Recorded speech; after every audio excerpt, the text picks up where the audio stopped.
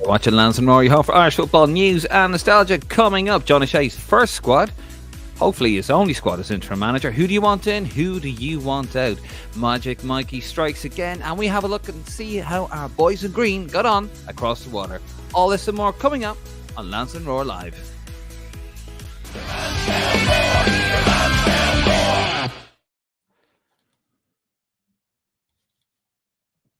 David Dunn here, joined by Martin Prendergast. And as always, if you like what you hear, love what you see, head over and hit that subscribe button, scan that QR code, and check out our socials. Check out our Facebook, Instagram, and our Twitter.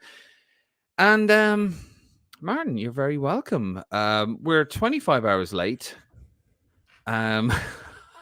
Probably have to take a little bit of responsibility for that one. 25 hours later than we were initially advertised. I suppose I will take responsibility for that one. I was quite unwell yesterday, and there you go. So, but thank you for your patience. As always, we are the voice of the fans. We want you to have your say, get involved. Leave a comment, as we always do. We are Irish football's most interactive podcast, and we're trying to get even more interactive. I don't actually know how we're going to do that without actually stepping inside your home, but I don't think that's quite legal. Unless you're Bono, dropping albums and people's... Well, I just want to make sure you're still awake, Martin. I'm 20 seconds without a U2 reference. I can't believe it. Actually, 1 minute and 50 seconds. But anyway, sorry, Martin, you're very good. I just make sure you're still awake over there. I am. I know I'm fine. No, I'm how are you? Very happy, actually. Yeah, I had a busy week last week. I was in Denmark. I was in the Dublin pub, Dave, where I met you for the first time all those many moons ago. And I referred to that. Shared a moment. We did share a moment. Yes. Yeah, I will actually post this on our social media on Twitter and stuff, right? So I was in the Dubliner, and I never noticed this before. I had a photo in front of a stadium kind of image in the background. Quite a nice little picture. And it says like the Dubliner, Copenhagen. And I realised when I looked at the match image in the background, it's the Berlin Stadium in Germany. And it's Croatia, Brazil at the World Cup. And it was a game I was actually at. And I thought that was quite cool. Germany and Brazil? Germany, the World Cup in Germany, Brazil, Croatia. You were in that? You were in 2006? I was at the game. Yeah. I was at that game, at that World Cup. Yeah. And then, so that's the photo I had a photo in front of the background image is of the game I was actually at, which I thought was quite random. You're probably a nice little trip in Copenhagen for a non-league European tie in the Phoenix Cup. Enfield Town won 4-1. Very enjoyable. So you won the cup? No, it's the qualifier. It's one of the group games. No, so you qualified? Really weird tournament. Still got 2 games to go, but in a very good position to qualify for the finals, which is over a whole weekend in Lake Como or something, is it? Lake in Italy? Como? Yeah, Como is it? Yeah. I don't know. It's over a weekend there. So yeah, FC United, I think Lewis is another team in it. So yeah, really enjoyable. Nice little 24-hour trip. Very strange. I think I messaged you saying it was a bit strange being away and on a European match with with your England, some of your lot. Did you get like a temptation to get one of those steel chairs and like just put it through someone's shop window or something? It was a bit. You did, didn't you? A bit funny like that, but yeah, it was enjoyable. Nice. Yeah. It was really weird being back at the stadium. It was played next to the stadium, the one where we played. Telly Parkin. Yeah, that was it.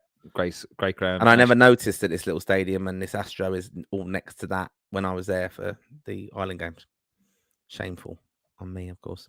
Very shameful. Well, there you go. I mean, Martin gets everywhere, doesn't he? I mean, I'm sure there's a picture of you on the grassy knoll in Texas in 1963 or whatever. So, yeah, wherever that was. But there you have it, folks. The question I want to ask you lovely followers out there, our Roar faithful, is who do you want in the squad? Who do you want to see in the squad? Who do you not want to see in the squad? I know who I don't want to see, and Martin's going to be heartbroken. But that's the question. Who do you want in the squad? Leave your comments. We will get to those eventually. We're going to have a little chat about IBIG in a second. The squad is announced Thursday at 1 p.m. And then I think we've got the under-21s at 3 p.m. on the same day, where Nick's mate Jim announces his squad. Yeah. And also, if you head over to greenmachinepodcast.com, Nick has written a fantastic article about his predicted squad for Belgium and Switzerland. So head over there. We're going to probably touch on that a little bit when we get to the squad conversation. And I'm very happy to say, Martin, we had some good news today. Just confirmed, we will be live from Lansdowne Road. I will be adding to my lanyard collection. And that's really what's important here, Martin, is never mind the squad. It's adding to my lanyard collection. I'm going to be walking around like Mr. T. Fantastic. Although they're worth a lot more than his fake goal, whatever he was wearing back in the 80s. So there you are. We will be live for both games, pre-match, post-match, your reaction, voice of the fans, all that good stuff. See the comments coming in there, guys. Keep them coming in. I want to hear, who do you want in the squad? Who do you also not want in the squad? And we'll get to those. Martin, are you ready for a bit of Oi Big? Yep.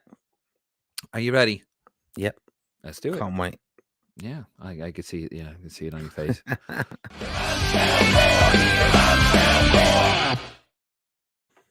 Right.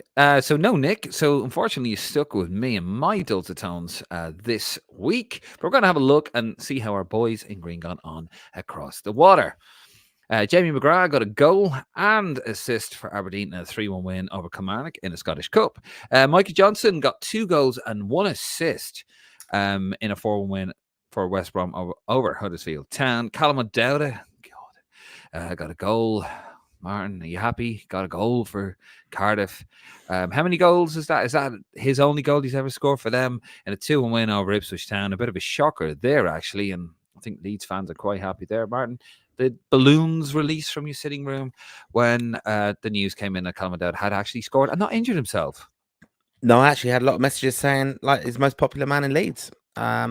Yeah, it was interesting, wasn't it? Like late goals in that game, very interesting to see. And yeah, good finish.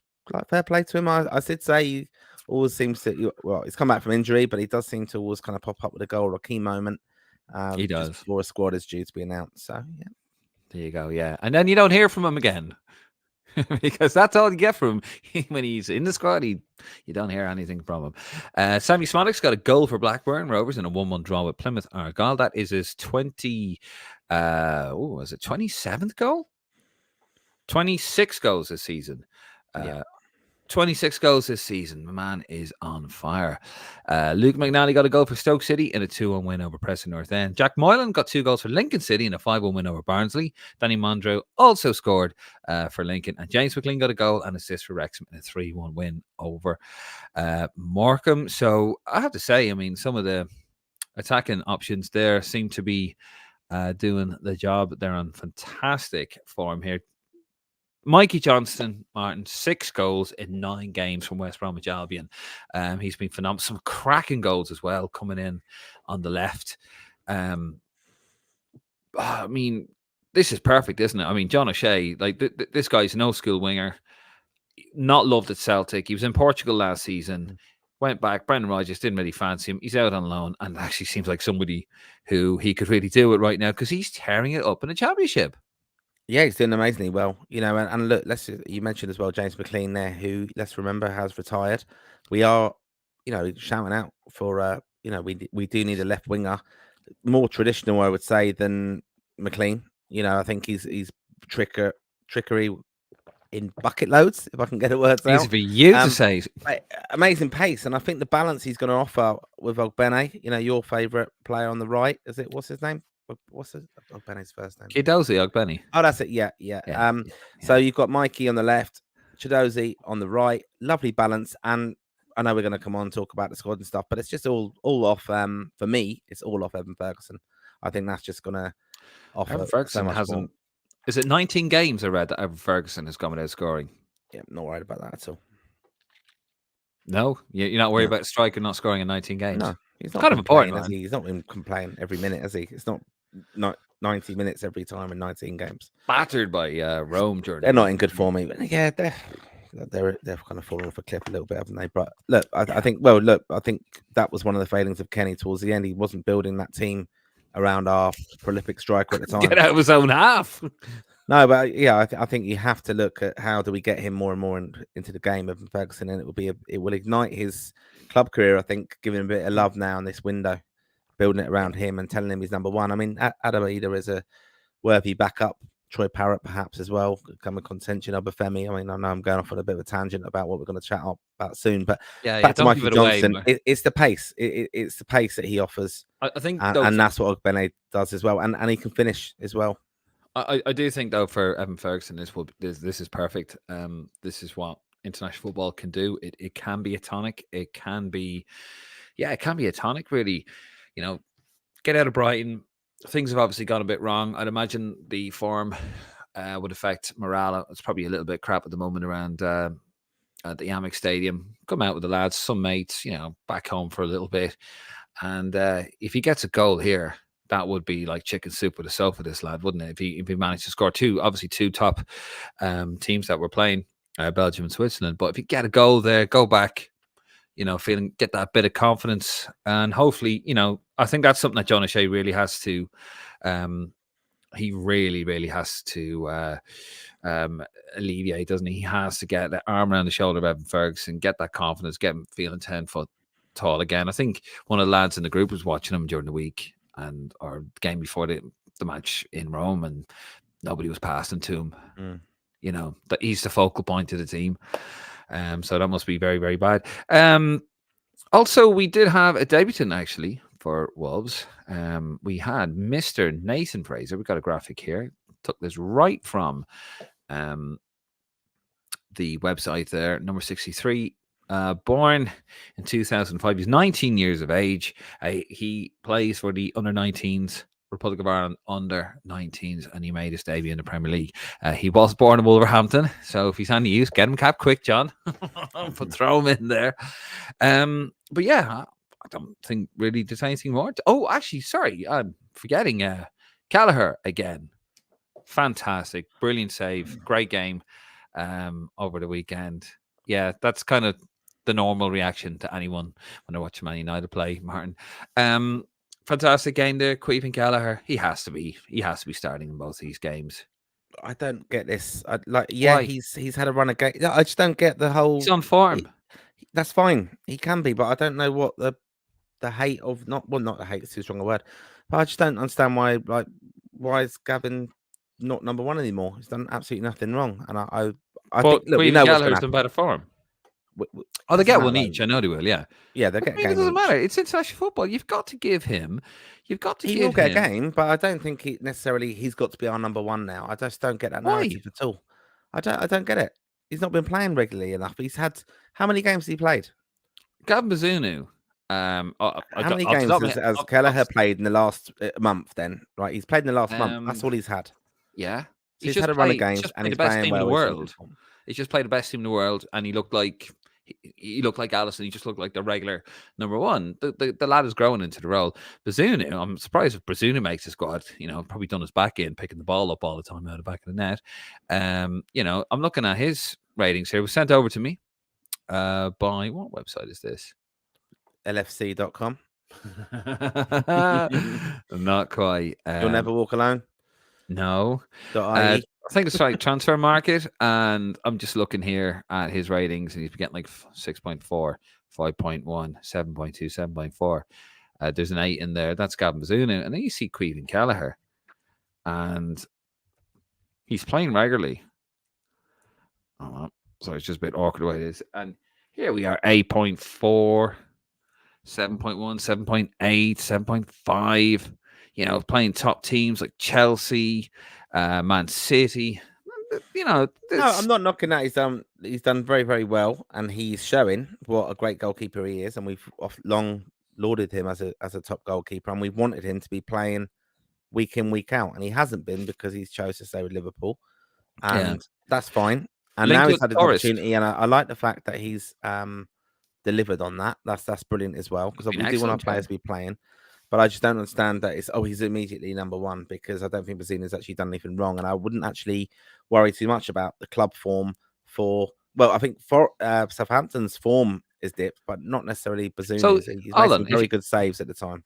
But if you're John O'Shea, right, you have a very small window with these. You go with your foreign players, don't you? And you're going to tell me Gavin Bazina's been in great form for Ireland? Yeah, I know. It's John O'Shea's got a new like he knows who he's working with, doesn't he? He's going to pick one of each of them. We know he's going to do. Oh Right? yeah, But at the same one's got to get time, one game. I don't think he'll send out the message to Bazunu. Bazunu will start the first game because I think otherwise it does send a message that why not? Still number one for me. Yeah, I think he's just biased, to be honest with you. Great game of football though. He did pull off a good save. He looked really well. Actually, Liverpool robbed, but that seems to be the case this season. Anyway, we're going to move it on there from Martin's bias. We're going to get on to the proper chat, what we're here for, and that is a review. Sorry, not a review, a preview of the squad. There he is there. Looking all Champions green. League winning John O'Shea. Just saying. Champions League winning Queven Kelleher. Okay. Both Irish goalkeepers. Well, he was kind of like Irish everything. But yeah, anyway. So the squad will be announced this Thursday from Abbottstown with the seniors coming at 1 p.m. and the under-21s will be at 3 p.m. Just here is a quote from John O'Shea on the squad. Ultimately, the squad won't change too much because you want to keep that consistency, but hopefully there might be one or two fresh faces as well in the squad. So we'll see what happens over the next 10 to 14 days. Hopefully everybody stays fit and we can look forward to a good camp. So that, I see the comments coming in there, guys, and please keep them coming. We will get to them at the comment section. So who do you want to see? Who do you want to see in the squad? Who do you not want to see in the squad? Obviously, there's going to be a few obvious ones there. I see the call sit with Sammy Smonix, but, a few curveballs. I've actually seen one or two curveballs in the comments. There's some really good suggestions. So keep those coming in. We will get to those later on. So, Martin, I think the name on everyone's lips, really, is Mr. Sammy Smonix. He's got 26 goals this season. John O'Shea had this to say about him. He is scoring lots of goals. He's obviously a very important player for Blackburn. He has to be in the squad now. I mean, if he gets into the squad and then he pulls out, I mean, that's really... Do you reckon that could be the end of his international career? Not necessarily because it's football. But I think it's because there could be other factors why he's pulled out. Obviously, I want to see him in it. To be honest, he's a goal scoring player for us, and he qualifies. And I think again, people forget and they read too much into this whole Hungary and him being able to play in the Euros and things. To be able to do that, they've got to change a lot of rules to be able to make him be eligible to change his nationality back, and to declare for Hungary, basically. So I can't see that happening in time. I think he's eligible for Ireland. He did make the decision to do so. I think there's a lot more to it why he didn't join up with Stephen Kenny's Ireland in the past. I think O'Shea would be mad not to call him up and put that kind of speculation to bed. But I do think you've got to remember these are two friendlies, and yes, he wants to see everybody make themselves available. But these players are also going to be looking at the end of their domestic season, doing quite well. Obviously, Blackburn, he's doing personally very well. He could have an injury, for example, Schmodix, that he might need that international break. You don't know. He's had a lot of load on him, I would say. He could actually, the reason why he might not accept a call up, in a sense, could be, he's definitely got to be a player on the radar of teams, isn't he? Transfer. He's got to be. Well, so that could be a reason why he might not actually to make himself available. Well, I mean, Blackburn are absolutely dreadful at the moment. I think John Eustace, the manager, they're 18th at the moment in the league, 18th in the championship, and they're only 3 points from safety because championship is absolutely mad. Nick actually made a very good point in the group. He reckons, do you reckon he could get a move somewhere? I mean, there was a guy called Victor Gyökeres. I'm probably butchering that name. He banged in 38 goals in 2 seasons for Coventry City and went to Sporting Lisbon. I mean, I know Sammy Smonix is 28. And by the way, yes, it is 27 goals, not 26. Sorry about that. I've just seen in the comments there. I thought, I'm pretty sure it's 27 goals, not 26. I've got that wrong. I was not well putting the notes together last night. I was like, I wasn't up to doing a live one. I thought, I better do something useful. So yeah, 27 goals. My apologies. But surely, like, a Premier League club or somebody could come in for him. Maybe like a newly promoted Premier League side. It won't be Blackburn, but 27 goals. We're only in March. definitely he should be playing in at least in a top end championship team. Yeah, without doubt. He definitely qualifies for that kind of level. Whether it be a gamble for someone in the Premier League, I wouldn't think so, to be honest, unless the team goes up and then maybe thinks, oh, let's give him a chance. Yeah. It probably is a big opportunity for him at the age of 28. Look, that's by no means over the hill, but I think he is a player. Then he's going to have 2 or 3 moves left in him, and this is the peak of his kind of powers at the moment. So the profile's the highest it probably has ever been. He'd be mad not to take a call up. Really, get capped in this window, then he's an international player on the move. Whatever way you want to look at it in football terms. So, yeah, done incredibly well. I like the mix of goals he kind of brings as well, and I think he's a good lad. We don't really know why he wasn't in previous squads. I said lots of speculation. Well, Out them, them, born now, so yeah, he apparently cut me away from his mother to be, so or his child to be. So we'll see what happens. Another player who was at the beginning of his career, Jake O'Brien, rumored that he's going to get a berth in the squad. 21 games for Lyon with 3 goals and 1 assist. Lyon are currently 10th in League 1. They were very in a lot of trouble, but that lad, and he seems to have a great. What I like about this guy, Jake O'Brien, now he has been suspended as well, but he's played consistently throughout Lyon. And when they were kind of down in the depths, really, of League One, he just has this sort of quality. He seems to be a leader, and he's only 20. What? He's 21. Is he? Is he 21? No, sorry, he's 22. And he's like, from what I could tell, he's on. He's kind of giving the rallying call and all that. You see him on Instagram, not Instagram, on Twitter. He just seems to have a real sort of like excellent leadership qualities. I mean, Irish players do make great captains. To be fair, you look at a lot of our players; they do tend to be captains or vice captains of clubs. And surely he warrants a call up. I mean, he's doing the business in.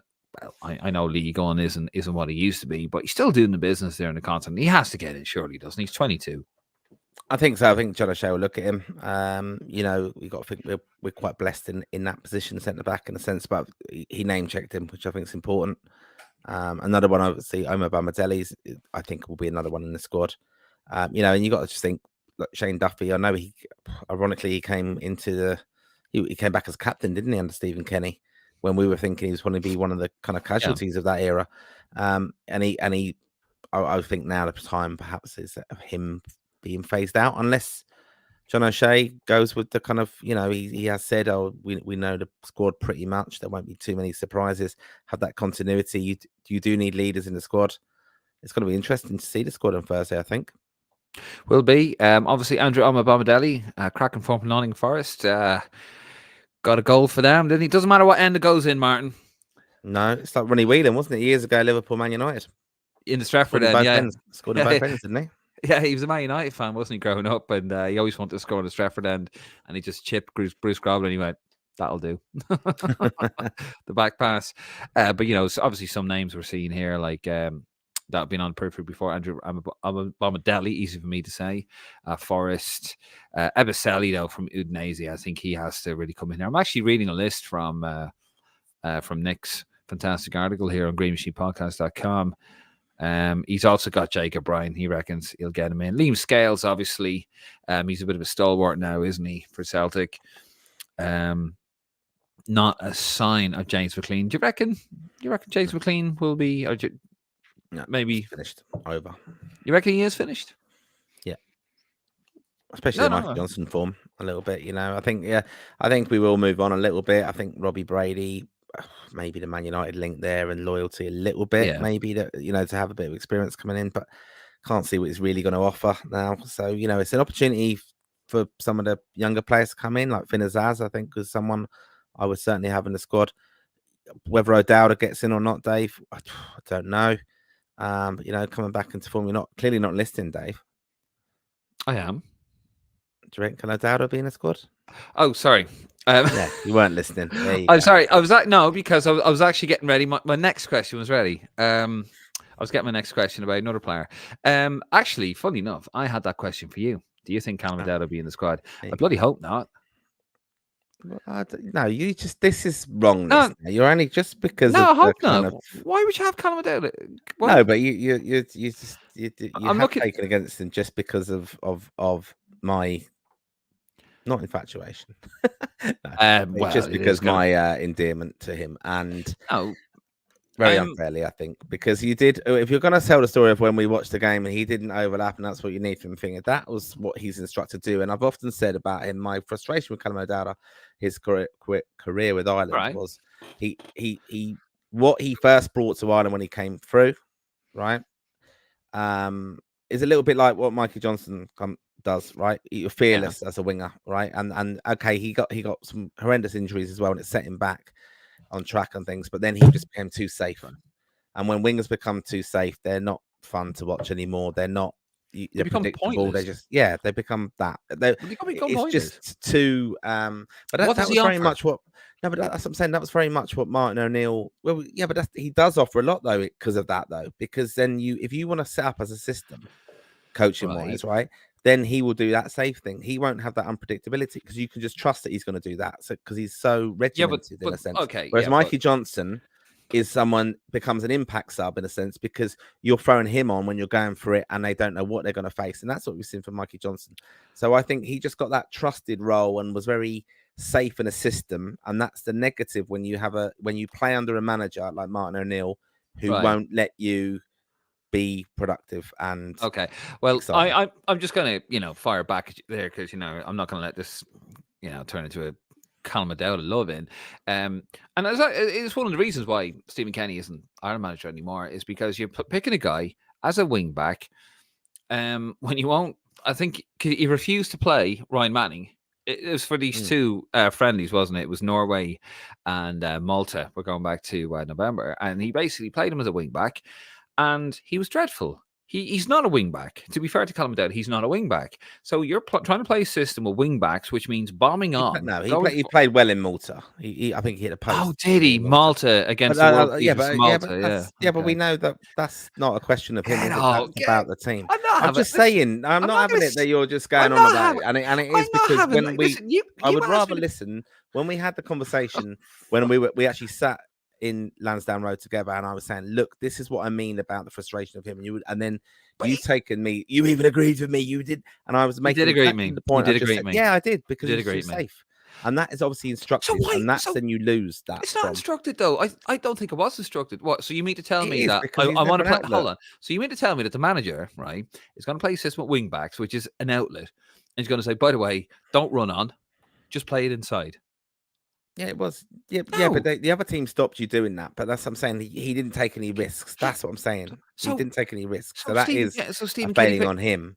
And a lot of exactly. players do that. They play that safe ball all the And time. We Athens. know that people And what do about that. Athens as well? He was dreadful. Gave away the He was penalty. awful in Athens, and the reason Yeah, he should Athens be nowhere again near the that just showed squad. you it was never going to be that position for him. Listen, he's a player who offers nothing anymore. His legs are gone. Right, he's had terrible injuries. No, his legs are gone. Right, let's be honest. Right, his legs are gone. We saw. Listen, we saw that. No, wait, don't give me. Oh, he played well against Malta. I could have played well against Malta.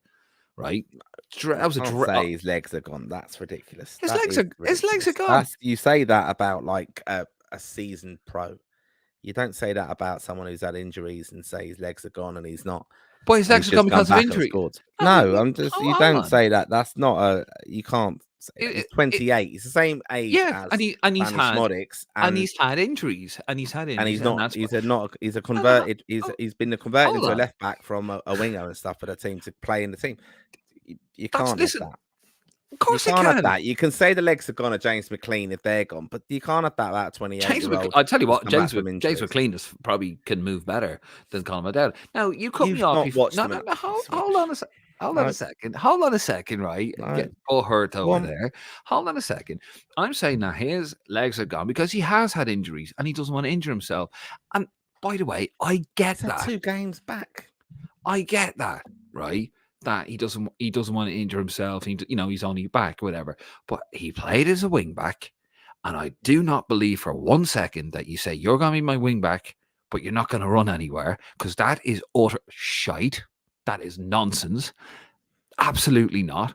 Even you, as the Enfield Town coach, wouldn't instruct your team to do that. I'm going to play system wing backs, but you're not going to move anywhere. Come on, I'm not having that, right? He couldn't move. He kept playing it inside. He offers nothing. He played too safe, and he didn't get beyond the fullback. That can be that's what you have to do, and that's where he's a wide version of Jeff Hendrick. But it's just listen. If he was Jeff Hendrick, right? Just because he's Conor Dowda, if it was Jeff Hendrick, you'd be saying the exact same thing. Jeff Hendrick does the same thing. Too safe. He gets little touches up. 2-inch passes. Oh, look at that! But he had the most touches. Yeah, because he's just passing them back and forth. Safe. Yeah. It's safe. I'm sorry, but that's the sort of player that needs to be out of the squad. And if it wasn't Colin Dowda, you'd be saying the same. If it was Jeff Hendrick, you'd be saying the same thing. If it was Harry Arter, it'd be the same thing as well. Okay, I am having to go with Colin Dowda, but I'm not trying to get personal. I'm just trying to say that with all these injuries, right, with all these problems, I just don't think he's cut out for international football. He doesn't offer us anything.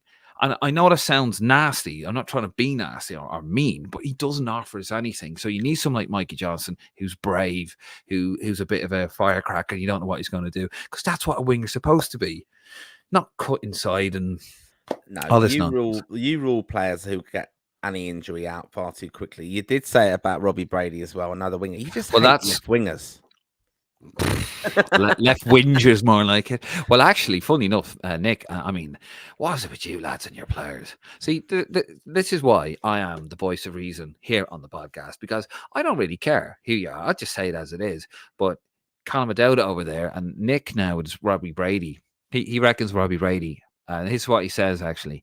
Yes, an obscure one, but Robbie Brady's experience, technical ability, and set-piece delivery is still hard to match in what is a limited player pool. That is true, to be fair. Could be selected for those 3 key reasons, but reality has probably not done enough in recent times to warrant selection, but he still mentions him anyway. You lads are so biased. Do you know that? That's why you listen to me, folks. The knowledge. That's why you get the lanyards. Yeah. That's why I get the lanyards. I don't need more. You've upset his mate now. His mates. I haven't upset anybody at all. Listen, I don't think reverse him. You're trying to get a balanced view straight away in here now. Yes, you are. That is brilliant. You're clipping that definitely, because that's shocking. That was. You had a little moment of panic. Hold on a second. You did. You had a moment of panic. Absolutely. I am absolutely not going to. I'm not going to. I just want to reiterate why I'm saying that. He has had injuries. He still offers nothing to the Irish team. He won't be in this Ireland squad, but I would not say he'll be out of Ireland's future squads, because he needs to run the games now playing for Cardiff. And I love seeing him get the goal the other day. Could see him back after injuries. He has been incredibly unlucky with them, as has Robbie Brady. And you do want to see players returning after injuries. That's the fact of it. But yeah, I wouldn't say he has nothing to offer. I think he's. Yeah, I think he does. I think Mikey Johnson's gone above him in the pecking order without doubt. And we've got players just coming through who are going to offer a bit more now, just for the injuries. You've got to capitalise when you're in there and you keep the position. As I'd say with any player, I hope I'm wrong with Callum Adele. I hope he comes back and he shoves it down the throat and he scores a bang load. I don't care, but he's not going to do it, and that's why. Here's one. Here's a great selection. This is one I was reading when you kind of caught me off guard. I normally tune out when you're speaking anyway, Martin. Finn-Aziz or Finn-Azaz.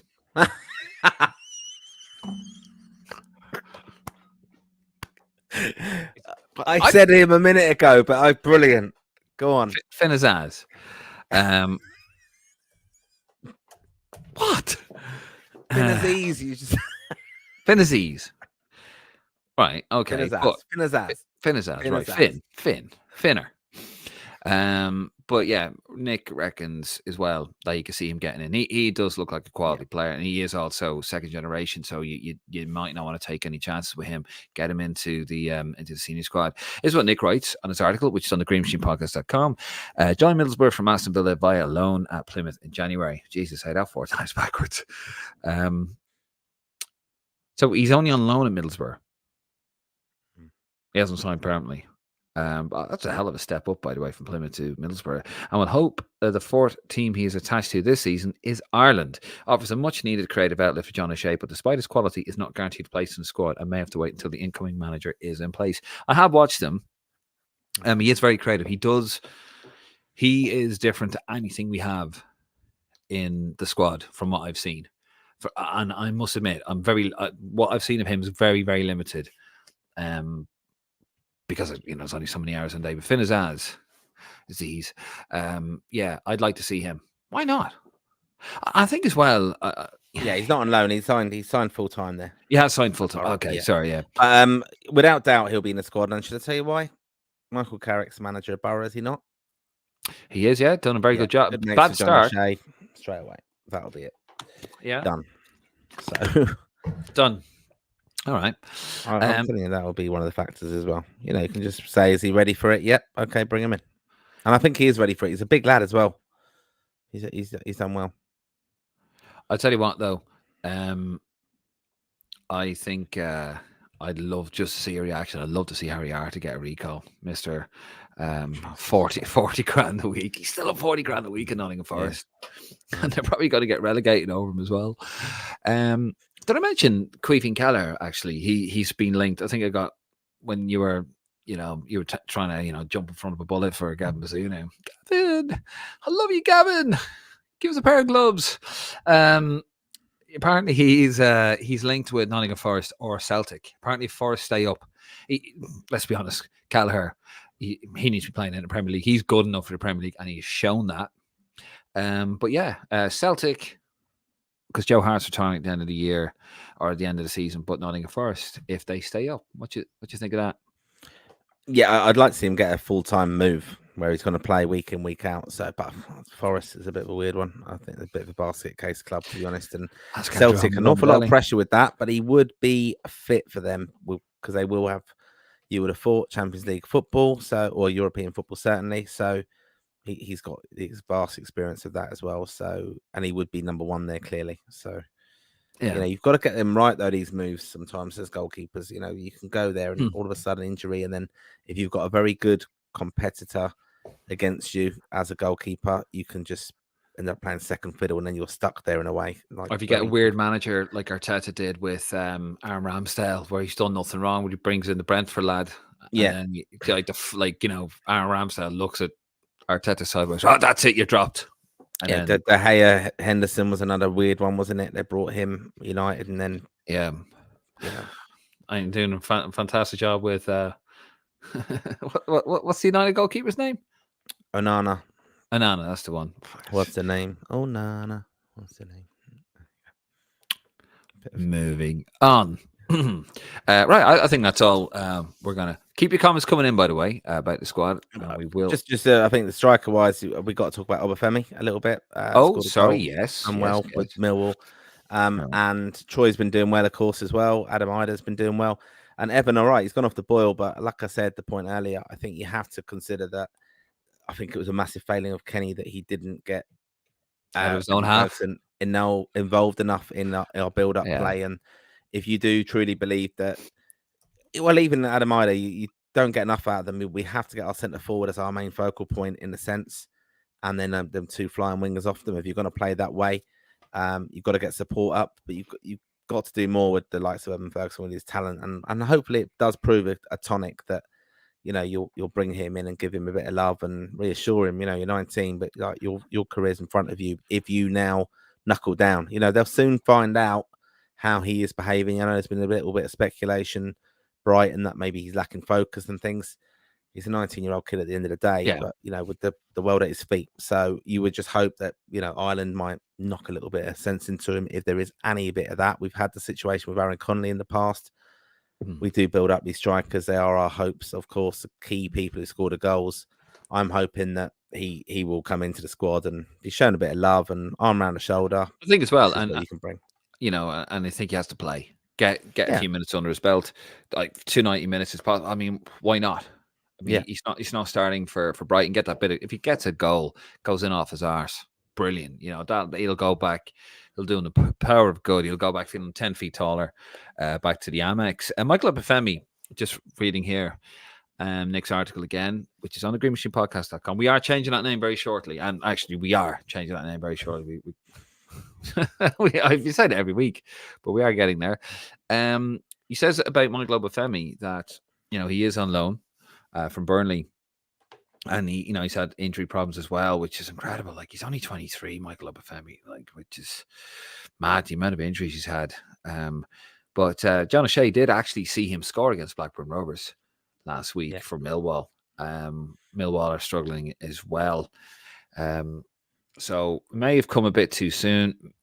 It could be one of those, you're ready, but you need minutes. So you bring him in, or you know what, you're still recovering, stay there. I mean, he's only flying from Millwall, so it's what, City Airport. You know, it's not too far away, but maybe bring him in, or just to chat with the lads or whatever. Loads more comments coming in there, guys. Thank you very much. We will be doing a state of play. So the squad is announced on the Thursday, this Thursday, 1 p.m. It will be broadcast live, I'd imagine, on the YouTube channel. Not our YouTube channel, on the FAI YouTube channel, but we will be doing a state of play. Martin and I will give our reaction. We won't be able to do a live because probably won't be till 10:30. Although, to be fair, Martin, this is 10:30 and people seem to be interested. You never know. We might. Yeah, we may do. I tell you, will we do we're going to call an audible here. Will we do a live episode of 10:30? Yes. Let's do it. Breaking news. Breaking news, guys. Yeah, we're gonna do a live episode at 10:30. We apologize for lateness, but we do have real jobs as well. If you call my one a real job, we will be live, state of play, squad reaction, whatever, and we're gonna talk. We want to get your view of the squad. So it'll be 10:30 this Thursday. Martin and I will be live on that. We want you guys to join us. We'll be live on Facebook and we'll be live on YouTube. So there you go. Yeah, 10:30. I mean, wasn't expecting. I mean, I have to say, and thank you so much for the viewers out there. Loads of great interaction, loads of comments, and brilliant. This is what I love doing this every week. I was devastated I couldn't do it last night. But anyway, right. Keep those comments coming in. We will get to those in a minute. But first, we're going to have dip a little toe into the social media watch.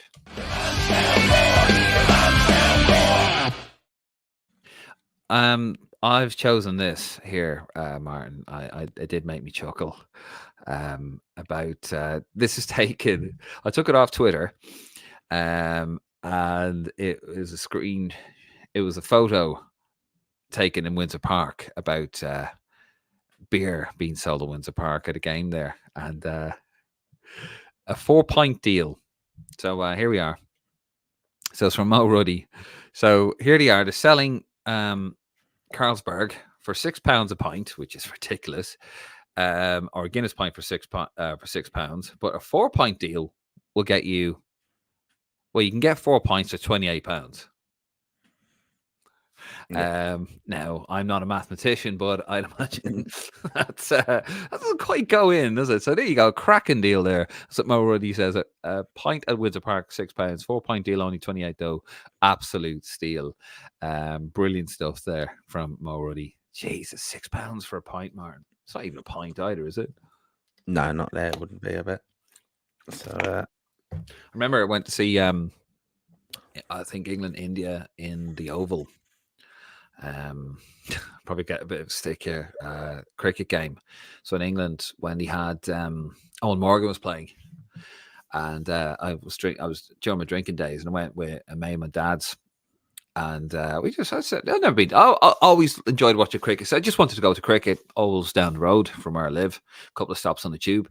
And I remember I actually went there. It was like £5 a pint, and it was John Smith. It was an actual proper pint, like an actual pint. It was quite nice. But yeah, £6 a pint or £28 for 4 doesn't really go in, does it? No, I'll be down in Cheltenham on Wednesday. So if any of our listeners are there, try and find me in the 70,000 crowd and buy me a Guinness. I don't know how much it will be. Probably £7-8 a pint there, I suppose. Yeah. Have you seen Martin? Just remember to turn him onto his stomach when you see him in the recovery position. Right, Martin, shall we get into it? Shall we get into the comments? Are you ready to go? Right. Yep, let's go. Let's have at it. Let's see what the Roar Faithful have in store for us this late on a Monday evening. Dave McGuinness. Evening, boys. How you doing, David? A regular here, someone who we've actually met as well, down at the Claddagh Ring when we've had a night down there. Have we got another night lined up? No, we've got St. Patrick's Day parade on Sunday in London. If anyone wants to meet us Yeah. there at Fly over. 12, Hyde Park. We're Yeah. on the parade in London. Yeah, it should be good. Are you on the float? No, we're not on the float walking. You're walking it. Okay, fair enough. Paul Brown on the YouTube channel, please, for the love of Jesus, select and start Sam Smolix. Yeah, just throw him on there. Just get him in there. 27 goals, not 26 goals. Neri Nurick, John Delaney's burner Twitter account has not tweeted once since it was exposed last week, though it has unfollowed all the Delaney parody accounts.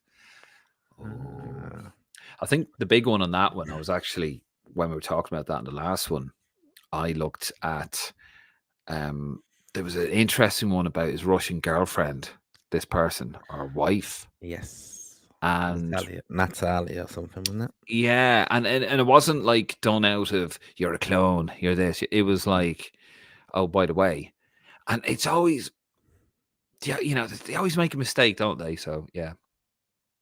Kevin O, what is the name of the burner account? Can we remember what is it? Treble 7.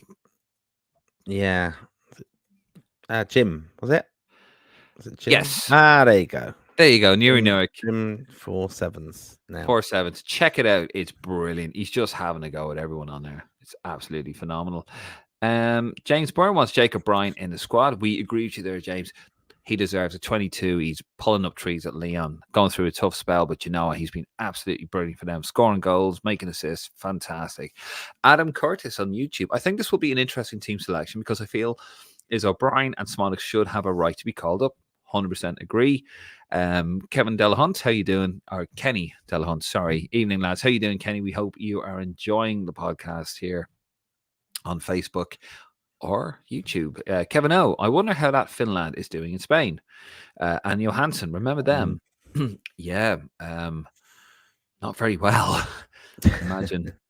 And as well for Ryan Johansson, I think he was born in Luxembourg, but wanted to play for Ireland, and Sweden wanted him because he was at Bayern Munich, and then he went in and he declared for Ireland, but he's just kind of gone off the boil a little bit, hasn't he? Yeah, it just shows you though, like some of these players who kind of, you know, speculation about them, and even our under 21s, you know, that step up to senior level is massive. You think of like how many caps under 21s Leo Connor got, and he doesn't get a look in now, and he made like, you know, backup squads and things like that, was called up, and it's just another level to go up to, and it's quite demanding, I think, of players. We kind of forget that at times. It's amazing, like the amount of players we've had, like potential, and just that step up from under 21s or 19s up to that. It's a huge gap. It is a massive gap. Joe wants to know, Joe 123452, should Adam I to start one of the games in place of Ferguson? That's a great question, actually. I mean, it's kind of how you want to do it. I mean, is he going to play with one striker? Does he want to win the game? Or does he want a bit of maintenance and look after Evan Ferguson? I mean, no, I think it's a worthy shout. That I would actually give them a game each and go, bring them in and out basically as well. Like start one in both games. Yeah, start one. They're going to learn a lot more about against two different defenses if you think about it like that. So I think they'll be clever on how they use this squad. No, fair enough. Jack in a Box over on YouTube. Ireland need to try and persuade Joe Bellingham to switch to Irish allegiance. I heard a little whisper a while back. Real Madrid were actually looking at him as well. Obviously, Jude Bellingham. Well, he was doing really well in Real Madrid, but I think he's gone a bit dodgy. Yeah, was he? Well, yeah, he got sent off, didn't he? Yeah, last game. But you know what? Listen, with the player pool Ireland have, we need all the help we can get. Joe also. Whilst we're at it, Dennis Kirkin, that's a shout. Dublin born. His family is Albania, is it? But he plays for England. But he was actually born in Dublin. Let me have a look here. He's 21. And he's played for England from 2018, under 16s, all the way to the under 20s. He's played 70 games for Sunderland, and he's been there since 2021. It's a weird one, that, isn't it? Like, he could actually be the first Dublin-born player to play for England. Yep. But yeah, I think his family. I think they're from Albania, somewhere like that. I can't. I'm not going to go on Google and try and find it. But that is a strange one. But yeah, get him involved. What has Bazunu done to deserve to be dropped? Asked Dave McGuinness. Yeah, Simple. well done, Dave. You're going to regret that saying that now, because I've seen the comments for the damn. Simple. He's not Queeping Gallagher. And he doesn't play for Liverpool. I mean, is this logic not obvious? No, I just think it's Queeping Gallagher has he stepped in for Alisson. He's done a fantastic job. He has done a fantastic job. He's playing in a much harder league, and are we not gonna reward a player for playing well? Absolutely. I think he nothing against Gavin Bazunu. He's a good lad, but yeah, Kelleher. Adam Curtis, will O'Shea play a 2 up top with Ferguson and either, or play a front 3 of Ferguson through the middle? Johnson and Benny on the wings with Smodics in the 10. That's an interesting one. Do you reckon he'll break the mold of Kenny, and because he was part of that? No, I think it will start with the one up top. I think I wouldn't think it was Schmodic coming in as number 10. I don't know. I don't think. I think he'll get time if he's called up, of course, because I think he will cap him. But yeah, I could see him coming in that kind of important role straight away. Whereas I think Cousin Will might do a job there instead. Has been played there before. Yes, he has. Stephen Ring. Bazunu will start one and Keller will start the other. I agree there, to be honest with you, Stephen. I like Keller, but I've seen him make more mistakes in green than Bazunu. Dave McGuinness. Dave Kelleher is gone as soon as Alisson is fit, and come the June window, he won't be playing. What will the call be then, Dave? Oh, it'll be Bazunu then. And just to go back to Stephen's point there, I didn't answer that because I saw the 2 comments. Yeah, fair enough. He has been rusty for Ireland, Gallagher, when he has played. He's but he's also fallen victim to scoring, to conceding outside the box because of the press in midfield isn't strong enough, and that was a massive problem with the Stephen Kenny era. But yeah, he has been rusty because he hasn't had game time. And now he's had, I think it'd be quite ironic where Kelleher has played for Ireland when he hasn't been playing for Liverpool, and now he's playing for Liverpool. He's not going to get a game for Ireland. I do agree. They will get one each. But yeah, and to answer David's thing, his question there, that if he's back on the bench and he's not playing, then yeah, Bazunu. It's about form. It's all about form. International football is about form. You don't have him day in, day out. Kelleher is playing. He's playing brilliantly. He's been fantastic. And he's playing at the highest level. And he is playing at the highest level now. He should be given a chance. Declan Finnegan. How you doing, Declan? With the defence that Kelleher has in front of him, if they were doing their job correctly, Kelleher shouldn't have any saves to make. Very true. Yeah, I was going to make that point myself, to be honest. And I can't read the comments tonight for some reason. It's not working. But yeah, I was going to make that point as well. Bazunu is definitely the busier of the goalkeepers, I would think. And yeah, he's making saves. He's done very, very well. And they get a lot of high profile, like rave reviews, don't they? Kelleher's saves, because they're probably key moments, and it's more people watching it. Last line of defence. Yeah, but you're seeing it like Liverpool more high profile, aren't they, than Southampton? You're going to see those saves more so in bigger games. And they'll be going, if that hadn't happened. And you saw how Gary Neville, he eulogized about him, didn't he, in the cup you won or whatever it was? Yeah, the Capital Cup, Cup, the Carabao Cup. Yeah, but he's been fantastic. It has to be said. Chris on YouTube, there's a few lads who don't want Kelleher as number 1 because he's at Liverpool and they're United fans, which is a bit pathetic, really. It is a bit pathetic, Martin, isn't it? That you don't want Kelleher playing because you're a Man United fan. That's not why. Honest. Chris has called you out. Well done, Chris. Well, he hasn't, because if you look back at our social media posts, I was the one who put up a photo quite quickly of Kelleher lifting the cup, and I wouldn't have done that if I was really anti-Liverpool. You just hedging your bets, mate. Hedging your bets. No, I would really want him to do well, and he was at Man United, and it's a bit gutted that United should have signed Kelleher as a young lad. They had the opportunity to do so, but it's not about that for me. But I just I agree with Dave McGuinness, Chris, that you I just don't see what Bazuni's done wrong, and I think it's not the same goalkeepers. You don't just go, "Oh, he's playing, so we do it." It's a form player. Why? You just don't. You don't do that. Why? It's form. They're not training week in, week out. It doesn't matter.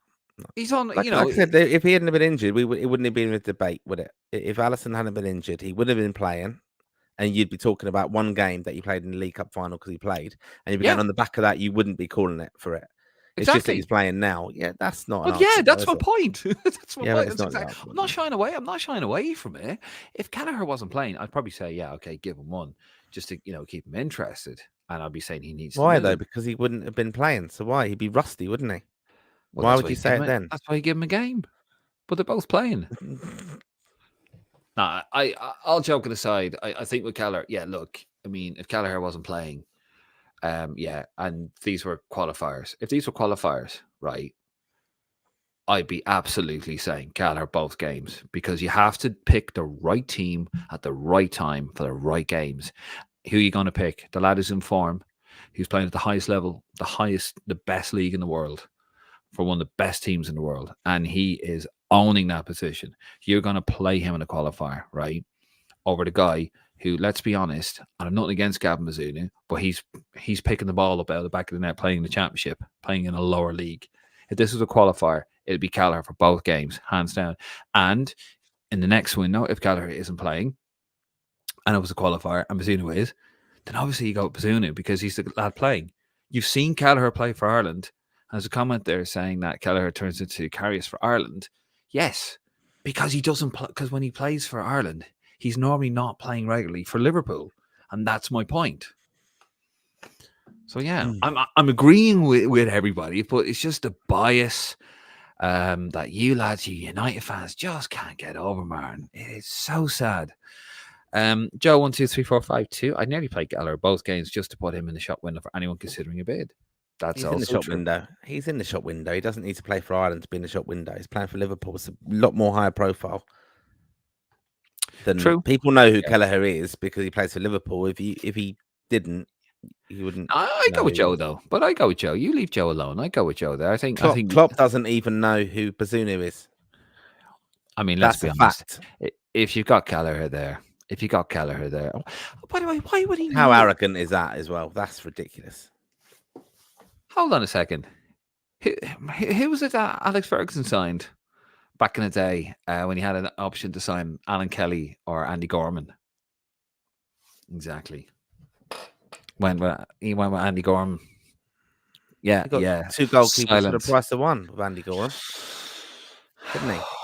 Remember that? I do, yeah. They used to shout and bless him. There's only 2 Andy Gormans.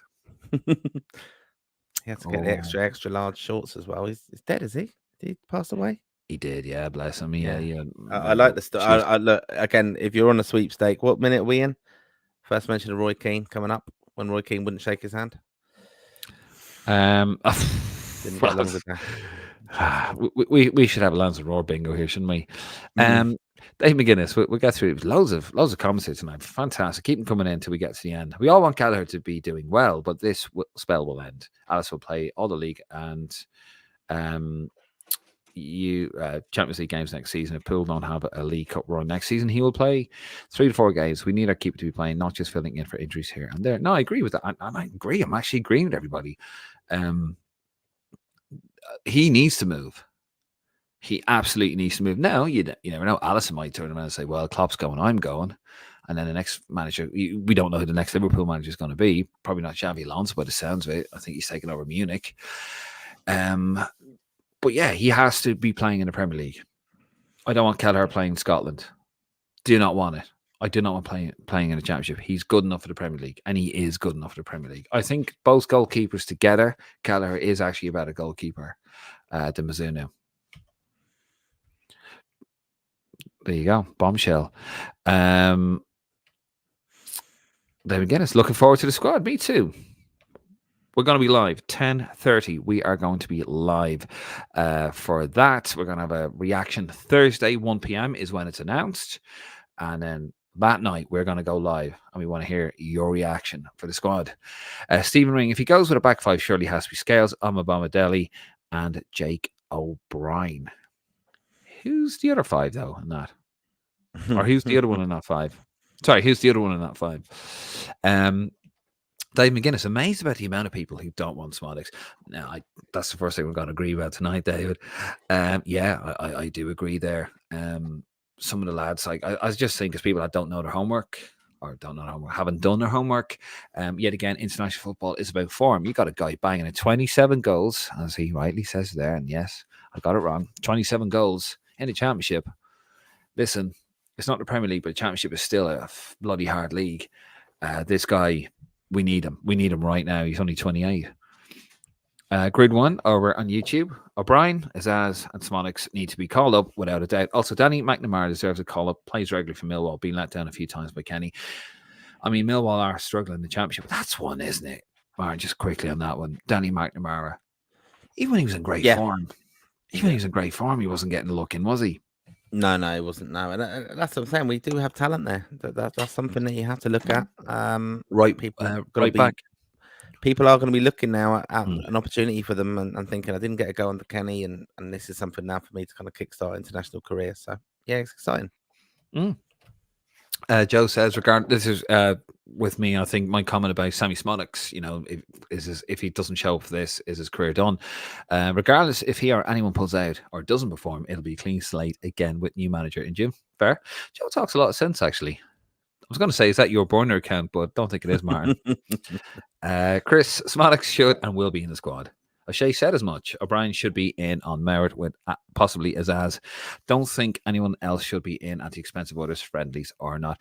Do you know what? I think they could be the 3, Chris, because he did say, didn't he, John O'Shea, that I'm not going to change it too much, but he definitely gets Smolix in there straight away. That's just maintenance. That's just proper maintenance for the next manager, if anything.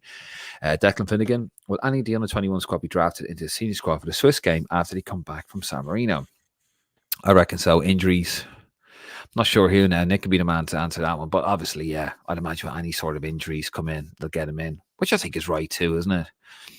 I suppose he will actually mention on Thursday, Martin, won't he? If there's or do you think, because Kenny was quite transparent with that. He used to say he was on the standby list, but not all managers disclose that. Do you reckon? No, they don't. And then it's an opportunity for some of them younger players. Like Sinclair Armstrong got called up before, didn't he? I suppose it would be dependent on some of the. Well, it's going to be dependent where the injuries are.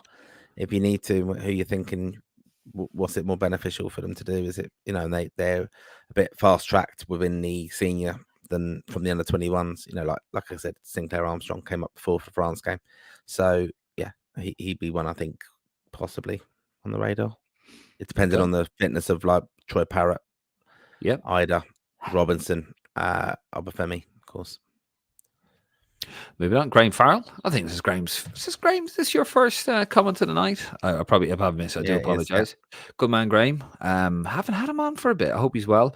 If Ipswich go up, I could see them taking him. I think that's about Queefy and Gallagher.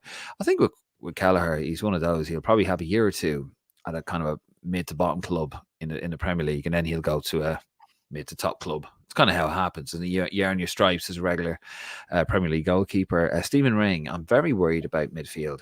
Out of Knight, Cullen, Malumbi, only Knight is playing regularly. Does John call up Joe Hodge from the under-21s, considering they're playing San Marino? That's a great question. Possibly. I mean, look, this is the problem area, the midfield. You could probably, I think it's probably coming a little bit too early, but Bosun Lowell's been doing very, very well. He's going to be a player in a few years, especially. So he's one I'd actually think will be with the under-21s course. But yeah, it's just a problem area, isn't it? And I'm very worried as well, Stephen. Yeah, especially your pal. I mean, do you know what? All joking aside, I mean, Colin, I knew that was going to happen. Burnley absolutely plummeting back towards the Championship from where they came. I think Malumbi has been a disappointment for me. To be honest with you, hasn't really kicked on. I saw a future Ireland captain there, aggressive, can play a bit flary at times and flare uppy at times. But been disappointed there. Jason Knight, obviously, fabulous player. Really should be playing Bristol, isn't he? He should be playing. Should be playing at a higher rate, but hopefully he'll get a move anyway in the summer. But Jason Knight, he is a real shining light for that midfield. Stephen Ring, when I see Dowda scored the weekend, I knew Martin would bring him up. Oh my God, like he just anything he does, flushes the toilet. Oh, did you see what Dowda did? Anything, Jesus. You want to see him in the WhatsApp group, Stephen? Fuck, Grid 1. Keep Hendrick, Robinson, Hurahan, and Adauda as far away from that squad as possible. Good man, Grid. Or fair play to Grid 1. You see? Robinson's a bit harsh, no? All right, he's been very inconsistent and stuff, but like, this is a guy who scored a hat-trick not so long ago, and everyone was raving about him. So, it's very inconsistent, but like he would have been the first name on a team sheet under Stephen Kenny at some stage. And okay, people go, "Well, Stephen Kenny," but still, at the same time, he did that, and we were hoping he was going to kick on and do well. Just hasn't worked out for him. It never seems to work out for him, doesn't it, no. Robinson? I'd still have him in around the squad, maybe as a backup option, because he does seem to find an F for Ireland. Like he's just one of those, a bit like an Alan Brown. He just seems to get the important goals. Declan Finnegan, if Adauda's legs were gone, he wouldn't be playing in the championship. Exactly. Thank you, Deck. But he's not. He's not playing in the championship, is he? He's just come back from injury. Exactly. He's just come back from injury. Yeah. He had a really, really bad injury. Exactly. That's my point. He's coming back, and he already is back in there scoring. So this is the world. When you see what Cardiff fans are saying about him, they're like he's back, saying that's brilliant. That he's back about. So here's the world of calling Martin Prendergast, right? His legs aren't gone. He's had horrific injuries, and he is playing in the championship because he's just come back from an injury. What's the common denominator there? Just saying. Silence from Martin over there. I have a feeling I'm going to be getting a kick in the bollocks next time Martin sees me. That's a Callum. Right, moving on. Chris. And yet again, here we go. The raw faithful have spoken. You might want to close your ears for this one, Martin. There's a few of these coming. I doubt it shouldn't be anywhere near a squad. O'Shea, the next manager, will also have that opinion. I'd be surprised if Adauda is near any future squad. He offers nothing. Just want to read that part there again, Martin, just in case you missed it. I'd be surprised if Adauda is near any future squad. He offers nothing. David, do you want to respond to that, Martin, or are you? No, I just there's more coming. No, I would just make the point. I think we can all obviously have opinions on players and stuff. I'm making the point that people are coming back from injury, and that's why. And I think probably a bit unfairly judged on the back of, let's be honest, of a poor management structure at the time, being asked to do something. Oh, so you're throwing Kenny under the bus? No, I'm not. No. What I'm saying is, I don't think we need to get too personal. No, it's not personal. Well, no, it's his football ability. I'm sure he's a lovely man. Okay, that's fine. No. But I'm just saying, like, even like Horahan, Hendrick, and stuff. We know they flattered to the sea. They should be nowhere near the squad. We know they're finished now, but still, let's remember they had good days in Irish shirts. That's what I would say. Yes, crossbar. 8 years ago, for one of them. Yeah. Dave McGuinness. Adauda is very average. He's not the future. I know. I agree. He's not the future, but I feel a bit unlucky with it. Like Mikey Johnson, as I was saying, it's gone above now. Bene, all them players have come through after, and with wingers, everyone knows if you ever played football at any level, if you're not having an impact on the game as a winger, you're the first one dragged, basically. Grid 1, keep Doherty away while they're at it. Brutal. Forgot about him, actually. Doherty. Do you think Seamus Coleman will be in the squad? I do. And why you're still contemplating that really difficult question. Did you see the Everton shirt they brought out to commemorate his did, with the Shamrocks. Very nice. Like that. You're going to get one, Martin, are you? I might, and put it away. Yeah, Beijing. I'd never wear it. I'd never wear it. I'd put it away, and then as part of the collection, and in years to come, because a lot of people do that apparently, and that's why they bring out them limited edition Ireland shirts. But our friend did many years ago. Yeah, your pal. Thing had to go with him as well.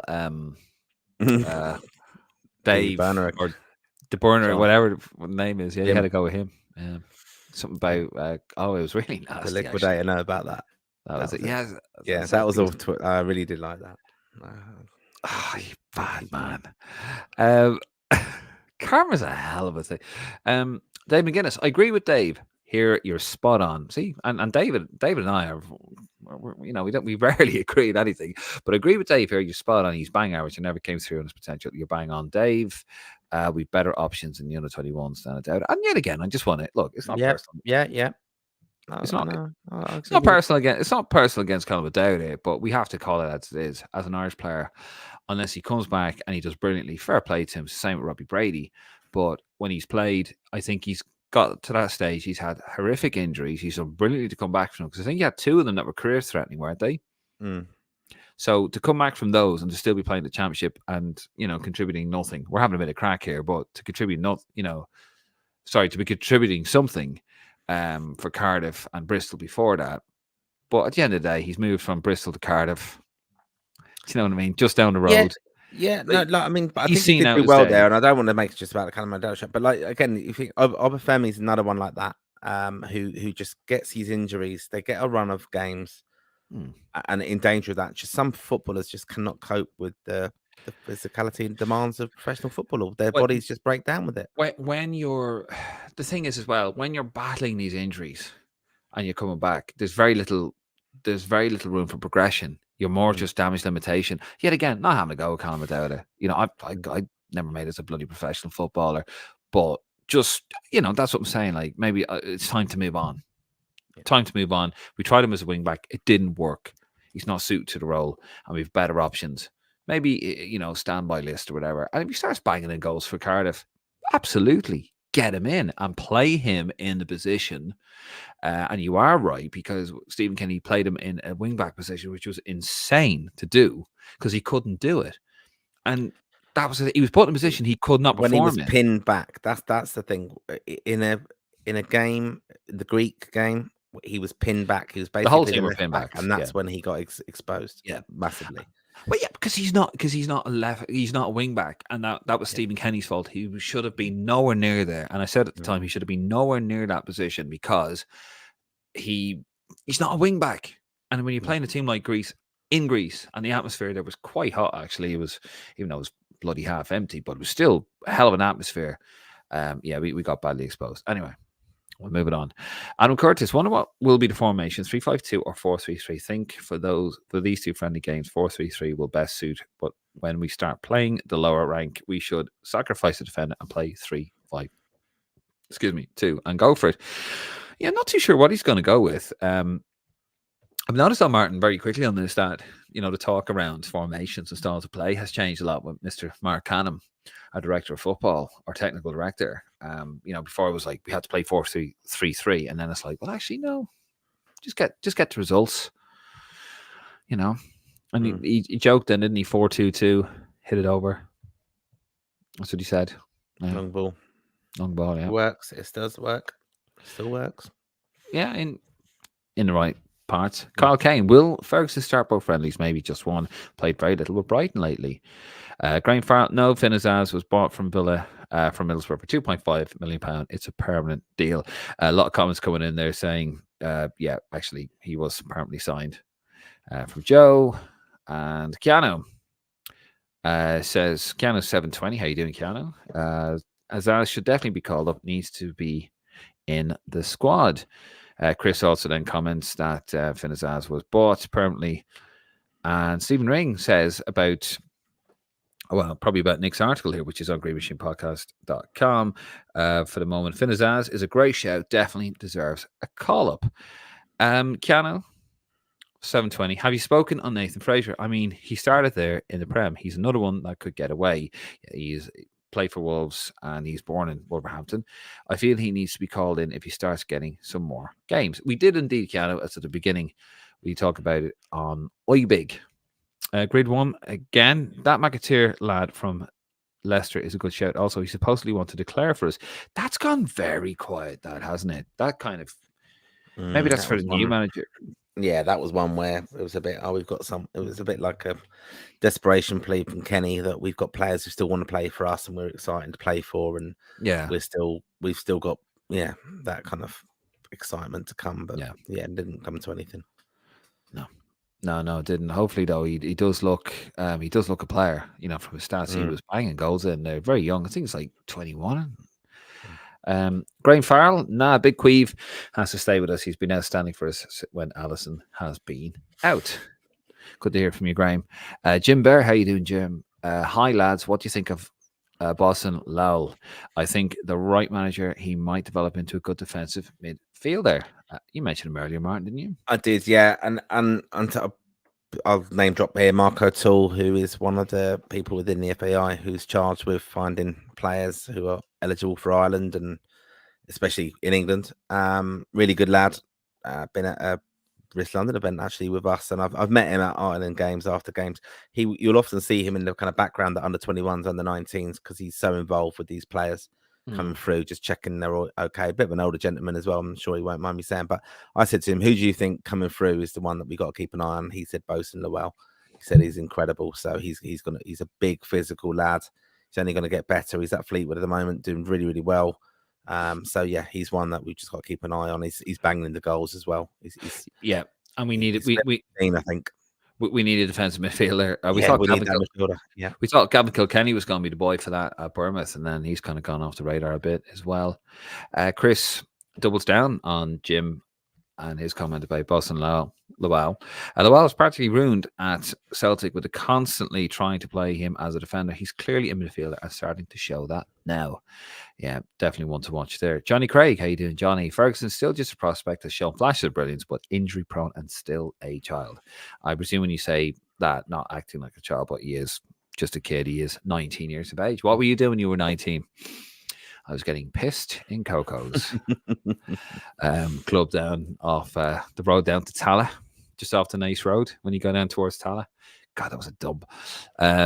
Joe, bit off tangent, sorry, but anyone know why has Luke O'Connell not been picked for the under-21s the last few years? I know he's 22, but as defo eligible last year when he made the League One team of the season, I just don't think he's been playing at a high enough standard, as he League One. He was playing for Queen of the South as well, wasn't he? Or Queen's, was it Queen of the South or Queen's Park? Martin? Don't know. You're not listening to me now. He's currently playing for Barnsley. No. I mean, like, you're highly rated. We get carried away, and people are mentioning lots of names here this evening, who are speculative for Ireland's call ups and things, and even saying like Fraser, for example, the lad now just playing for Wolves. They've got to be very careful with fast tracking some of these. Are they the right fit for us? Also, the temptation is trying to drag them in and bring them into Ireland to try and sell it. I don't think we will go down that route.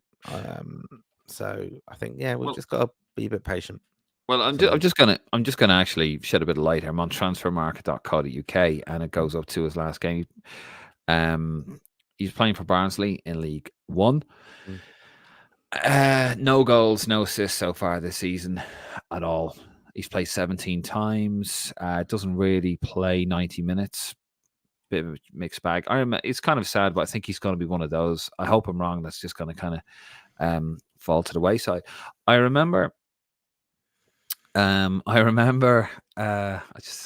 for Graham Farrell. I'll get to that in a second. I remember Luke O'Connell was actually on the cusp of, when he was playing for Celtic, and he was on the cusp of playing for Ireland under Mick. He said he hinted he was going to bring him up for the Gibraltar game back in 2019 because he was banging in goals for the youth team. So it's a shame, but hopefully he turns the nose up or pulls the nose up. Chris, but Lowell shouldn't be in this squad. Should be with the under-21s in that midfield role. Absolutely. I agree. Yeah. And we'll keep an eye on him. Thursday, 3 p.m. under-21 squad. Jim Bear, I agree, Chris. Lowell not ready for seniors yet, but wanted to know what is his upside. And I like that. The community there, the Raw faithful having a chat. Graham then points at me. He goes, Matt's clearly not a strong point in Orange Central. Auburn, looking grey. He's on about the thing. The pint. Oh, I thought he was on about my hair. Sorry. No, Jesus. Yes, I'll pick up the jokes here, everybody. Piss off. Yes, that's what he's on about there. Yeah, sorry. Windsor Park, the Windsor Park mathematician. I thought he was having a go at me about not being able. All about you narcissist. They're going to And take can I them home. just look, we've Ireland in all seriousness, Dave does not work for the FAI. Please don't contact them for tickets. And yeah, sorry, No. Don't contact me for tickets. Contact Martin for tickets. He'll sort you out. my burner account. Yeah. If you're looking for tickets and you're short, just look for the shady fella with the suitcase and the Cockney accent. That's Martin. He'll be outside and cash only, right? Just Cash just only. to, just to focus on tickets for a minute. I thought it was very disappointing in England Ireland's women match has been set for Carrow Road.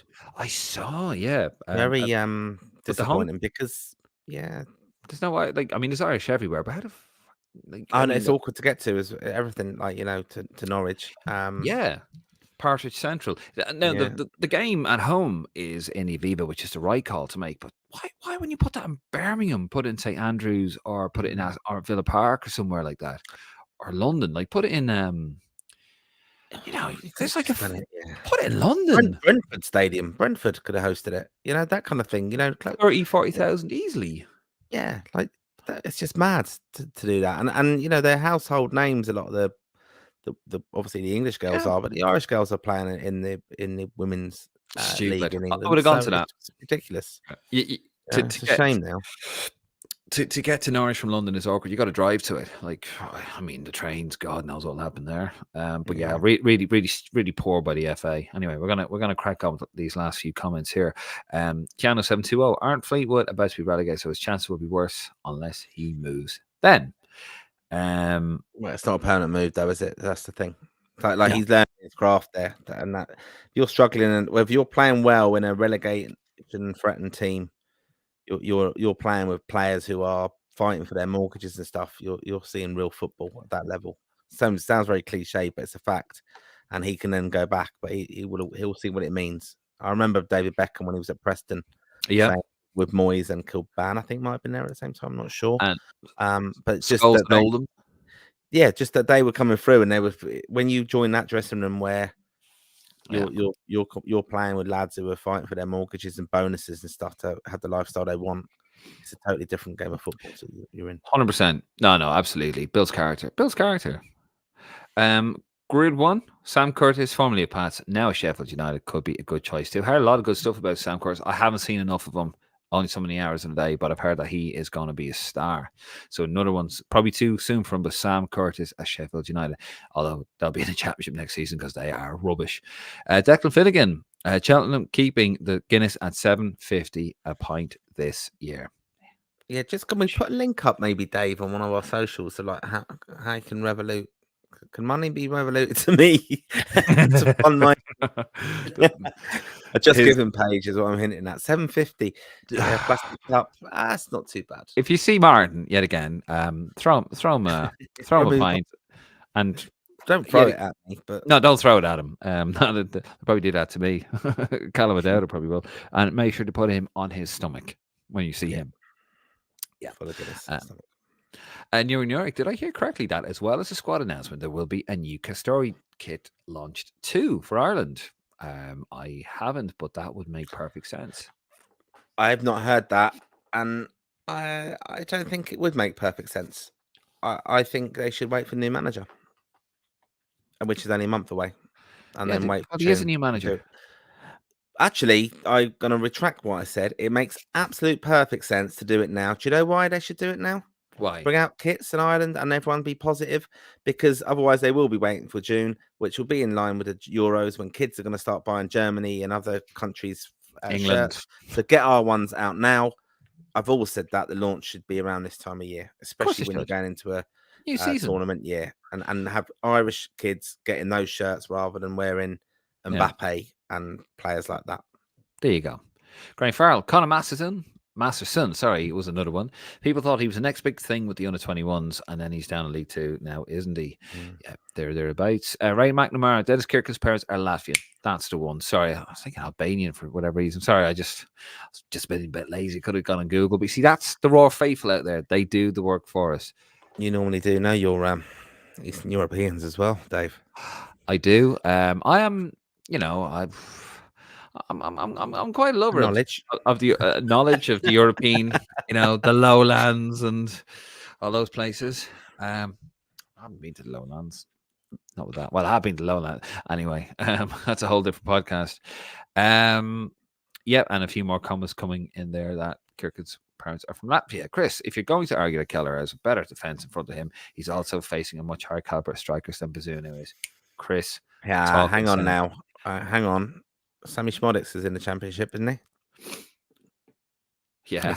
And we're talking about him scoring loads of goals. So we're talking about, how many of those came against Southampton?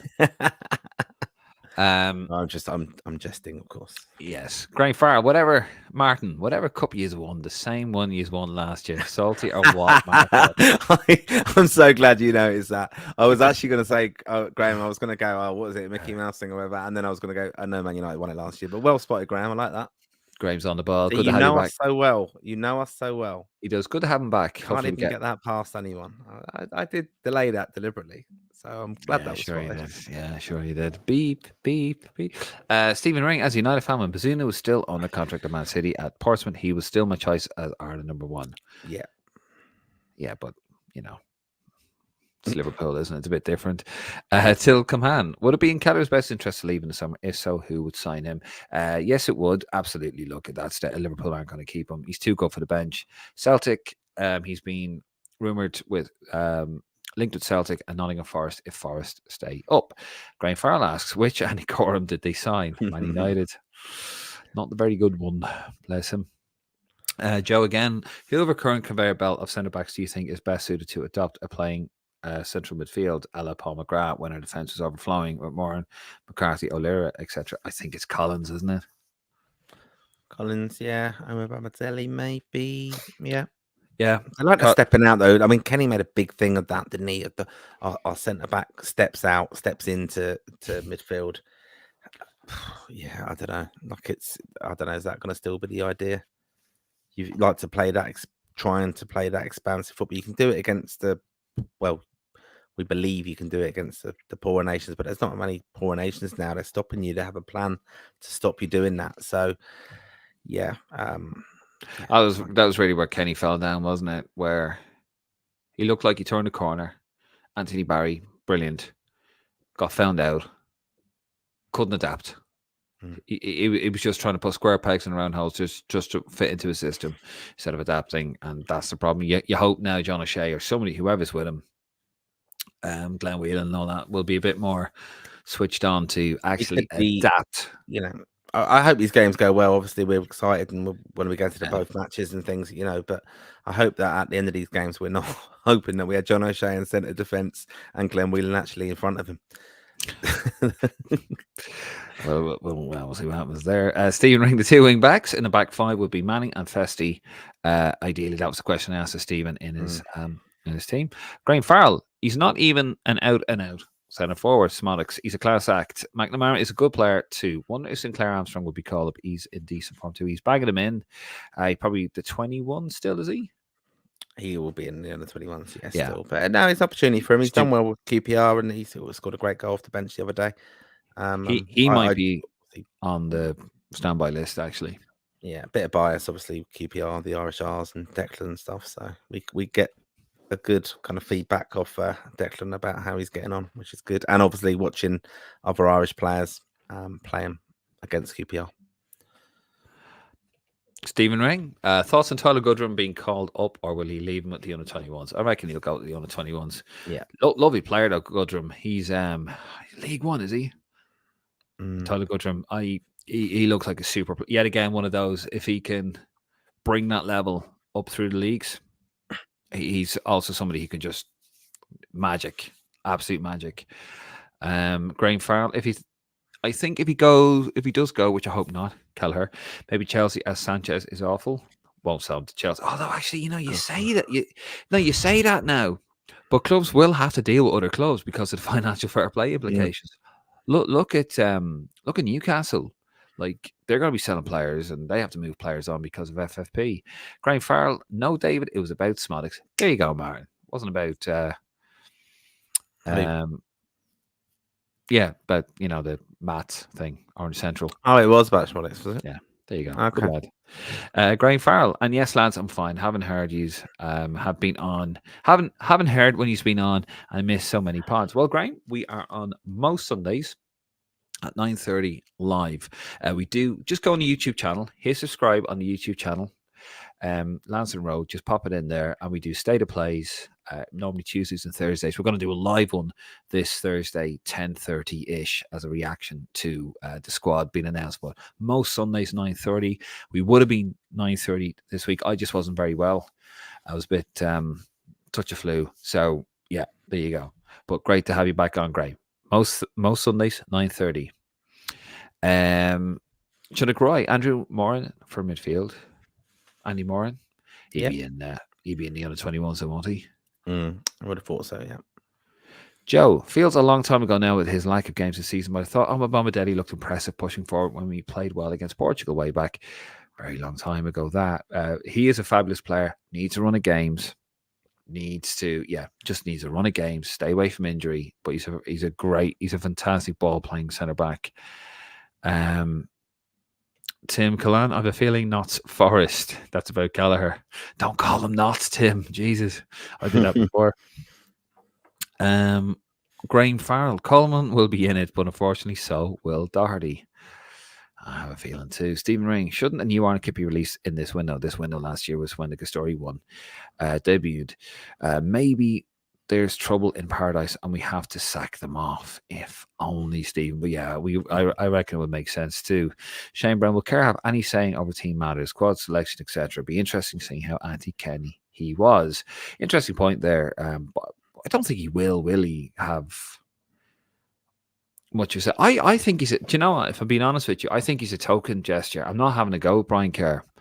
But I think, and I actually said this on the State of Play the other night, the last video, I think he's a token because Lee Carsley, I think, wants him involved in some capacity, and they've gone. Because you remember Kevin Kilban wrote about it in the article. Here you go. Because he said it was a collaborative effort between Canham and John O'Shea, and in my opinion, it's just fucking put him somewhere. He wants him. Get him on side. Get him on side. Just get him on side. It's the voice of. And you know what? If it heals the wounds for Brian Kerr, if it heals that wound, and and it gets him involved, and it's better for our football, fair play. We must learn a lesson. And Cap Fraser, says Felix Unger. Nathan Fraser, the West Brom. Sorry, not West Brom. Wolverhampton Wanderers, player born in Wolverhampton Wanderers. It won't matter. They're non-competitive. That is very true. Good point. Martin switched on. Dave McGuinness. And we talk about the article when Kenny compared himself to Klopp. We need a giggle on a Monday. Yeah, I mean, look, any manager, and we're not going to go on a rant here because it's old news, but look, most managers, very rarely you ever see a manager of any level put their hands up and say, yeah, I got it wrong. They'll blame everybody. It's like players. So yeah, it was I wasn't impressed with that interview. I like Stephen Kenny. Lovely fella. But yeah, he'll have his grass and he'll have his thing and he'll turn around and say, yeah, I think it was but we all know what happened. We've talked about it here.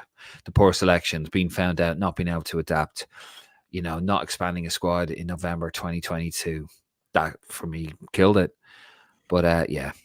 Shane Brown, and would love Nathan Collins get a chance as a holding mid. Lad loves to carry the ball forward. Do you know what? Was it Graham? Graham, was it you, Graham? If you're still watching, somebody said that on this podcast a while ago. We went, nah, about Nathan Collins playing holding midfield role. And I think he was absolutely spot on. Well, anyway. No, it was mentioned before, yeah. And then there was speculation that it was going to be the thing. Yeah, that was going to be something they were going to try, and he was asked about it and things. But yeah, we need him to defend and stop long shots. Just press the midfield. The basics, yeah. Do the basics. Graham Farrell, Gavin Kilkenny is playing with Lyle at Fleetwood on loan from West Ham. Jesus, Coco's. Do you remember Coco's, Graham? You a dub? Yeah, it was a dump, wasn't it? I remember I saw a lad at work, and I was at Coco's. A guy I worked in the Argos up in Liffey Valley, and I saw him. I was like, "Oh, how are you?" Blah blah blah. Anyway, we left, and then I saw him a few days later. I was like, he goes to me, you never guess what happened to me 5 minutes after I saw you. What happened to you? Got stabbed. Jeez, lovely. Welcome. Yeah. Yeah. Is that Martin the Greek? If you know, you know. Graham Farrell.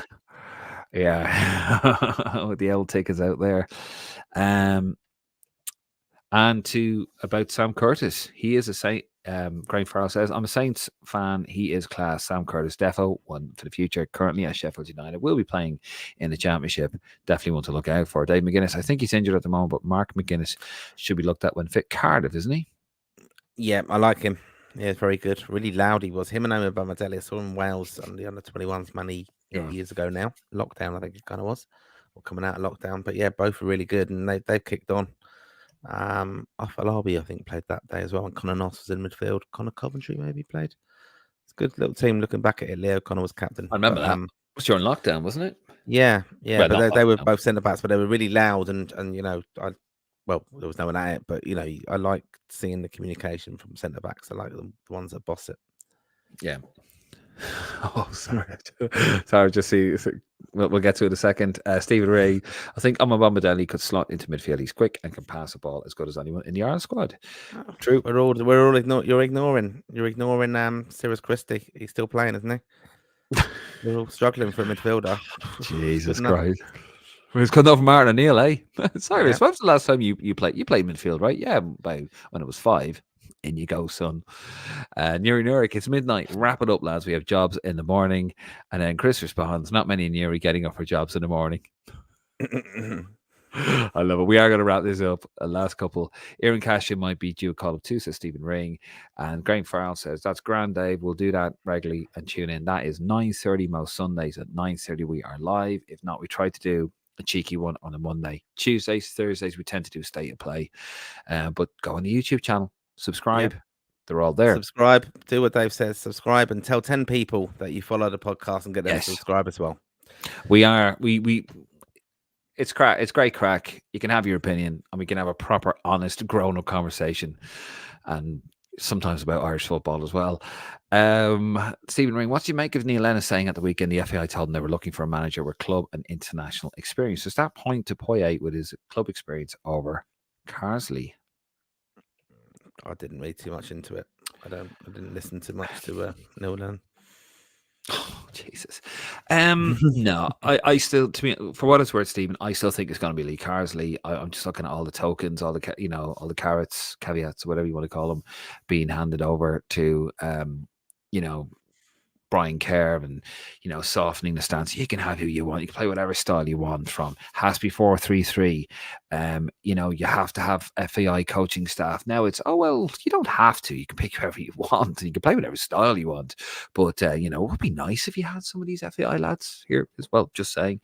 Brian Kerr. I just think it's going to be Brian Kerr. Sorry, not Brian Kerr. I think it's going to be Lee Carsley. I think you're going to hear a lot of nonsense coming out of these managers. They're going to be asked on it, and they don't want to give the game away, and they don't want to mess up any possible future opportunities. I think he's going to Aberdeen, isn't he? Neil Lennon, Neil Warnock stepped down, so Jamie McGrath, I blame him on that. Felix Unger, I can't understand why Collins has not tried midfield. Why not? Give it a go. Joe, has Mark McGuinness a chance of making the squad with John Egan out and Duffy missing games? I think he's injured on Mark McGuinness. Yeah. So. Graham Farrell, yeah, it was somebody that said it. I replied and totally agree with it. He could do that role. It was, it wasn't you, Graham. Sorry. And Graham says, yeah, Dave, driven and born and raised, wasn't old enough to get in there when it was open, but it did have a reputation as a dive, all right. Yeah, it was a dump. I'm a Clondalkin man myself. Not quite village, a bit north. Felix Unger says, I've been saying it, Collins in midfield for over a year. Fair enough. Good man, Felix. And the last comment goes to somebody not in Ireland, in sunny Florida. Shane Brown, only 8:10 here in Florida. Don't forget, this is a global show for a global audience. And yes, it is, Shane, and we hope you are well. That's going to wrap it up there. Thank you. Brilliant interaction as always. Thank you so much for coming on. Your support has been amazing. And we are very excited about the upcoming window. We're going to have it all kicks off with the squad reaction show this Thursday live, 10:30 p.m. Why not? We're gonna do a recorded. Let's do a live one. So we will be live on the Facebook and the YouTube. We won't have a podcast this Sunday. It's Paddy's Day. Martin just wasn't having it. I wanted to do it. I'm teetotal, but Martin said absolutely not. So there you go, Martin. There's the bus. No, there's the float. Paddy's Day float. Throwing you under the float there, Martin. But we will be back the following Wednesday for a live window preview next Wednesday. So no podcast this Sunday. Podcast on Thursday. Sorry, I'm confusing it. Podcast on Thursday, 10:30. No live podcast on Sunday, but a live podcast the following Wednesday. We will be at the games. We will be doing the whole live pre-match, live post-match reaction. If you see us around Dublin, do say hello anyway. I can't wait for it. But listen, guys, thank you so much for your support. As always, if you like what you hear, love what you see, hit that subscribe button. Scan that QR code. Head over to our Facebook, Instagram, and our Twitter. And we're going to see you on Thursday. We're going to see what the squad, what it all brings. I cannot wait to see. And I'm David Dunn. He's Martin Prendergast. We are Lansdowne Roar, and we are out of here. We bid you a very good night, and God bless.